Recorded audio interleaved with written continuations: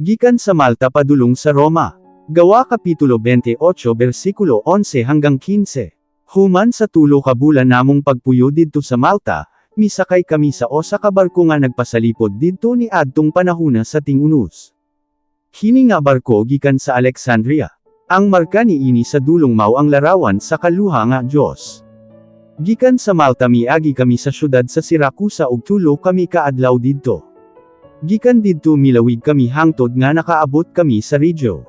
Sa sunod nga adlaw mihuyop ang hanging habagat, ug sulod sa duha ka adlaw nakaabot kami sa lungsod sa Puteoli. Didto nakakita kamig mga tumutuo. Mihangyo sila kanamo nga magpabilin una didto kanila sulod sa osa ka semana. Pagkahuman, milahos kami sa Roma. Pagkadungog sa mga kaigsuunan sa Roma nga miabot na kami, gisugat nila kami sa Forum ni Apio ug sa Tres Tabernas.